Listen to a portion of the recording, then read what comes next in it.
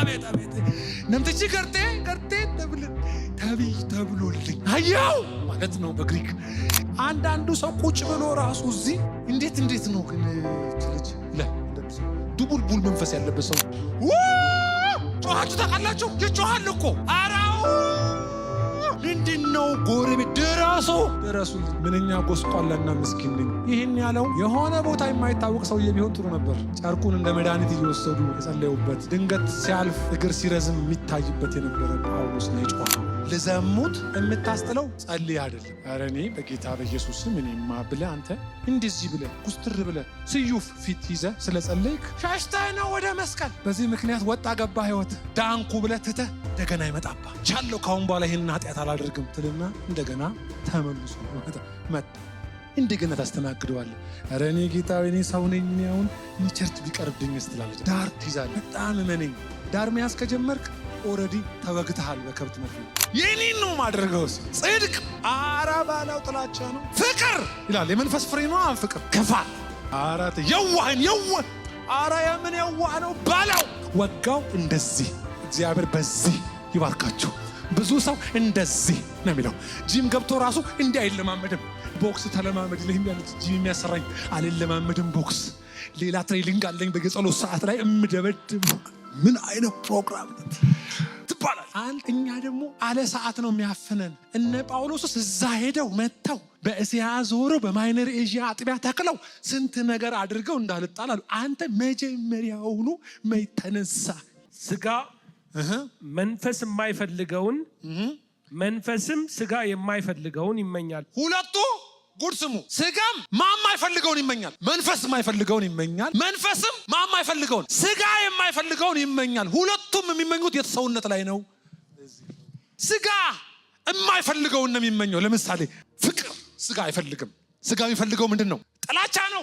ይሄኛውም መንፈስ የማይፈልገውን ይመኛል፣ መንፈስም ስጋ የማይፈልገውን ይመኛል።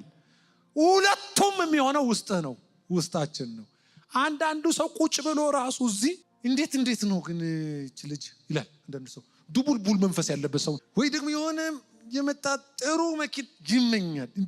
ምን የኔን ላድርግ ሲለው ኖ የኔን ላድርግ የኔን ነው ማድረገው ሲል ጽድቅ አራባላው ጥላቻ ነው ፍቅር ይላል። የመንፈስ ፍሬ ነው ፍቅር ክፋት አራት የዋህን አራ የምን የዋህ ነው ባላው እርስ በርስ የምትፈልጉትን አታደርጉ። ምክንያቱም በዚህ መካከል እኛ መሆን የምንፈልገው ነገር አለ የለም? ማድረግ የምትፈልጉት ነገር በውስጣችሁ አለ የለም? በጣም እግዚአብሔር ከዚህ ነገር እንዲገላግለኝ ፈልጋለሁ የምትሉት ነገር አለ የለም? ፈልገናል እኮ ግን ልናደርገው አልቻለም። ለምን? አንድ ውስጥ ሆኖ 8 ገስጸው 9ኛው ላይ ቀላ የሚል ፋስት ይዘህ ስጨርስ ቀና። የኢትዮጵያን ቤተክርስቲያን ወይም የቤተክርስቲያንን መልክ ያጠፋ ምንድነው ብትሉኝ እድል የተከለከለ ለዋጭ አለ በውስጣችን።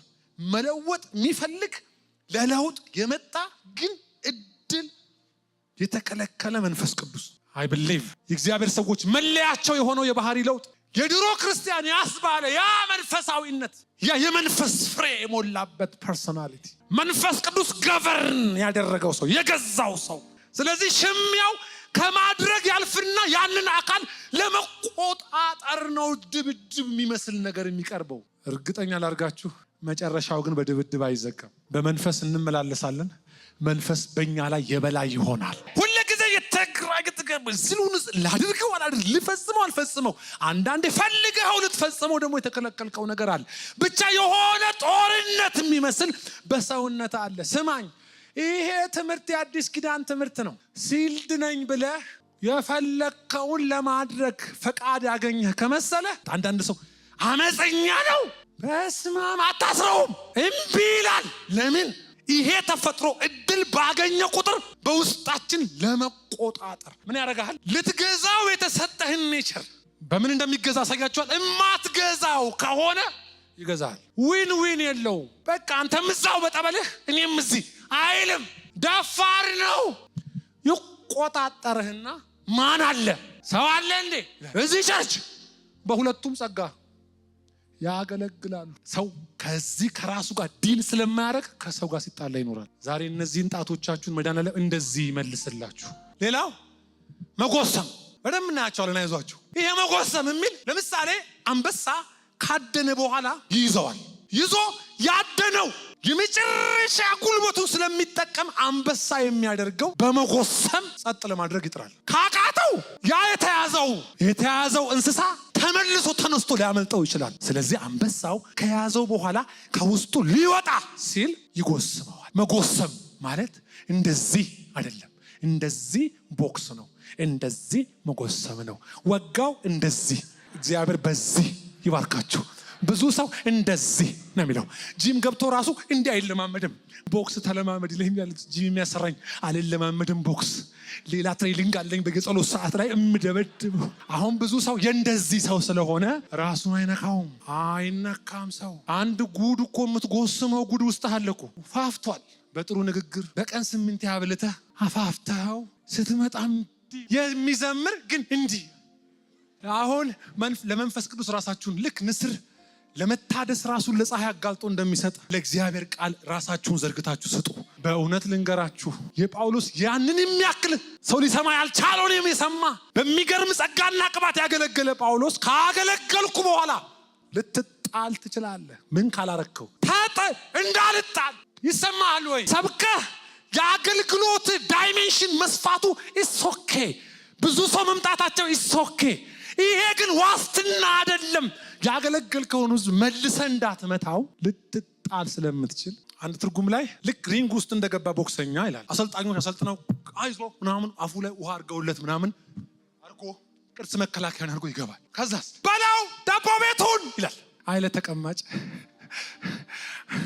እዛ ውስጥ ያለው የተመታያል ይው ሳረጋው ይወድቃል። ውሃ አድርገውለት ዳኛው 1 2 ብሎ እስከ 10 ቆጥሮ ካልተነሳ ይቆጠራል። እንደምንም ተነስቶ ያቆመ በኋላ እንደገና ደህና ሲነረት ደጅ ያሉት መጮህ ያቆማሉ። ባላው ፊቱን ሆዱን ይል የነበረው ሰውዬ ሳይሞት ሊተርፍ ይሻላል ብለው ምን ይጥላሉ? ፎጣ ይጥላሉ። ያ ኖካውት ጳውሎስ ያለው ኖካውት እንዳልወጣ ፎጣ እንዳይጣልልኝ አለ። ንፋስን እንደሚጎስም ምን ማለት ነው? አንድ ቦክሰኛ የሚሰለጥነው ፊትን ነው እንጂ ንፋስን አይሰለጥንም። ልክ ነው፣ እመኑኝ። ፊቱን ከሳተው ግን ማንን ነው የሚመታው? ንፋስ እየመታ ጉልበት እንዳልጨርስ ያለ ሐሳብ እንደሚሮጡ አይደለሁም። ነፋስንም እንደሚጎስም እንጂ አልጋደልም። ግን ከሰበኩ በኋላ ተጣልኩ፣ ከሰክሰስ በኋላ እንዳልወድቅ። ዋው! አቤት አቤት! ነምትቺ ገርቴ ተብሎልኝ አየው ማለት ነው በግሪክ። ምን አይነት ጸጋ ነው በላዩ ላይ የተገለጠው! ማን አለ? እኛው እኮ ነው ያለነው እዚህ ጉባኤ። ልክ ስትል አላወክም። ሸክላ ላይ መሆንህን ረስተኸው ነው። ድንገት ብትወድቅ መሰንጠቅ ሳይሆን ትደቃል። ሰው ይረሳል። ከንትን በኋላ በስመ አብ it was amazing ምን አይነት ፕሮግራም ትባላል አንተ። እኛ ደግሞ አለ ሰዓት ነው የሚያፍነን። እነ ጳውሎስ እዛ ሄደው መተው በእስያ ዞሮ በማይነር ኤዥያ አጥቢያ ተክለው ስንት ነገር አድርገው እንዳልጣላሉ። አንተ መጀመሪያውኑ ተነሳ።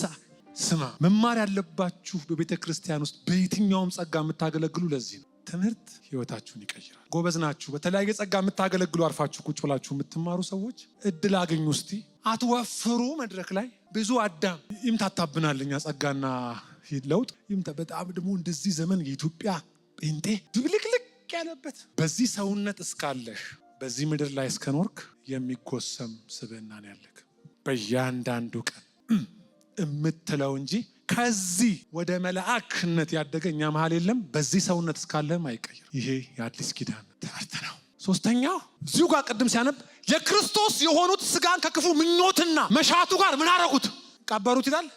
በጣም እንምታታብናል። መሞት መቀበርና መሰቀል ኦበሌሱ ይሄ መሰቀል ማለት ፍላጎት መከልከል ፈልጋል እኮ ወርደ ለመስራት ግን ስለተጠረክ። ባለፈው እንዳልኳችሁ ግን ብዙ ሰው እየወረደ እየወጣ እጁ ሰፍቷል። የተበሳበት ቦታ ብዙ ሰው ከፍተኛ ቀዳዳ ሆኗል። መድኃኒዓለም አዲስ ቦታ ይብሳችሁ። ለመሰለ የወፈረ አዳም ይዘህ ጥሩ ጴንጤ ለመሆን ያ ከመሆን ትላለህ። ራስህ ከመሆን በጣም ነው የምትበረበሩት። መጽሐፉ ያውቃቸው ነበርና አይተማመንባቸውም ነበር ይላል። አየህ፣ እኔ ደግሞ ይመስለኛል አይኔ ላይ ስለሆነ የምትቀየሩት እንትና ተቀየረ። የማይተማመንባቸው ያውቃቸው ስለነበር። ብዙ ሰው ራሱን ከሚያውቀው በላይ ጌታ ኢየሱስ ያውቃቸዋል። ለምንድነው ቶሎ ቶሎ ብዙ ኃላፊነት ያልሰጣቸው? ማይተማመንባቸው ምንም ሊሆኑ እንደሚችሉ ያውቃል። መንፈስ ቅዱስ ካልወረደ በላያቸው ላይ ይሄንን ሂደት ካላመጣ በፍጹም አይታመኑም። ስለዚህ ይጠረጥራቸዋል ነው ባጭ። በጣም አበሻነት ይዞኝ ነው ይጠረጥረናል። በጣም አውርጄ ነው ነገርኳችሁ። ስለዚህ በየአንዳንዱ ጉዳይ ለምሳሌ ለዘሙት ስትለው የምታስጥለው ጸልይ አይደለም ሻሽተህ ነው ወደ መስቀል። ኧረ እኔ በጌታ በኢየሱስ ስም እኔማ ብለህ አንተ እንደዚህ ብለህ ኩስትር ብለህ ስዩፍ ፊት ይዘህ ስለ ጸለይክ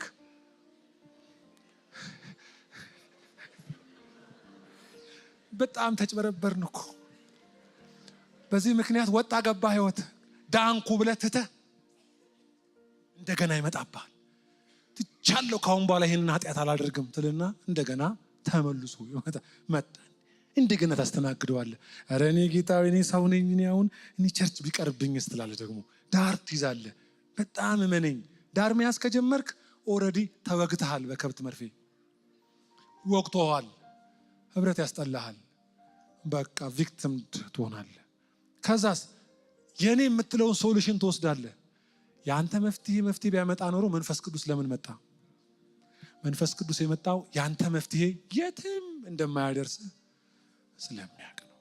እኛ ከጠላ ነው መገላገል ማንችል ምስኪን ነን። ምንኛ ጎስቋላና ምስኪን ነኝ አይልም ሮሜ ምዕራፍ 7 ቁጥር 21 ላይ ማን ያድነኛል? ጮኻችሁ ታውቃላችሁ? ይጮሃል እኮ አራው ምንድነው? ጎረቤት ድረሱልኝ። ምንኛ ጎስቋላና ምስኪን ነኝ። ይህን ያለው የሆነ ቦታ የማይታወቅ ሰውዬ ቢሆን ጥሩ ነበር። ጨርቁን እንደ መድኃኒት እየወሰዱ የጸለዩበት ድንገት ሲያልፍ እግር ሲረዝም የሚታይበት የነበረ ጳውሎስ ነው የጮሃው። በምንድን ነው ምንድነው? እነዚህ ጉዶች ላያችሁ ላይ አለ። ለውጠኝ። ይህንን ሁሉ የሚያውቅ እግዚአብሔር እንድንቀይር ራሳችንን የሆነ ነገር ውስጥ ሳይሆን የከተተን ኢምፓወር የሚያደርግ ቅባት። እኔ መግዛት አልችልም፣ ግን ራስን የመግዛት ምን የሚገዛ የተቀበልኩት መንፈስ በውስጤ የነበረውን አመፀኛ ተው ብሎ የመግዛት ማንዴት አለው። መንፈሳዊ የተባልከው ለዚህ ነው። ይህ የተቀበልነው መንፈስ በውስጣችን አንዳች ነገር ሲያሰቃየን ምኞቱን እንዲፈጽም እንዳትመቻቹለት ተው። አንተ እንዴት ጎበዝ ነው ከራሱ የሚያወራ? ኧረ ተው በሉ እንጂ ራሳችሁ። መቼ ነው ግን ራሳችሁን የምትገስጹት? ሁሌ ሰው ገስጻችሁ ስላላችሁ። ግን እመኑኝ እዚህ ሂደት ውስጥ የማይገባ ሰው 40 ዓመት የተቀመጠ ግን አንድን ሰው መውደድ የሚያቅተው ልብ ይዞ ቸርች የሚመላለስ የሚያገለግል ሰው ሞልቷል። ምን ችግር አለው? ሚዲያዎቻችንን አታዩም? ለመገለጥ ብለን የከፈትናቸው ሚዲያዎች አጋልጠውን፣ ሳንፈልግ አጋለጡን። ድሮውኑ ሚዲያ ብንደበቅ ይሻለን ነበር። ትንሽ ጠጋ ሲሉን ደግሞ ጉድ የሆነ ተፈጥሮና ባህሪ ላያችን ላይ ፍጥጥ ብሎ እምናጸልየው ራሱ የተበላሸ ስራችን እንዲስተካከል እንጂ በውስጣችን ያለው ይሄ አመፀኛ እንዲገዛ ይባክጸል የሚል የለም። ወበለይሶ ብዙ ሰው የሚያጸልየው ሌላ ነው። መንፈስ ቅዱስ ደግሞ ሊሰራ የተሰናዳው ሌላ ነው። ስለዚህ እመኑኝ እነዚህ ሶስቱ በቀን 3 የሚወሰዱ መድኃኒት ናቸው። በየ8 ሰዓት ልዩነት ውሰዱ። ህመም ሲሰማችሁ 3ቱንም አንድ ጊዜ ውሰዱ።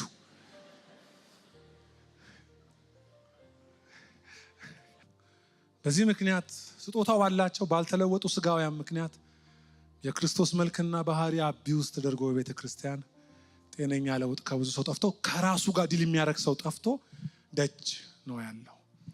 ይገርማችኋል እነዚህ ሶስቱም ቸርች ውስጥ ቢኖሩም በማህበር መካከል ሳይሆን በእያንዳንዳችን ውስጥ እነዚህ ያሉ።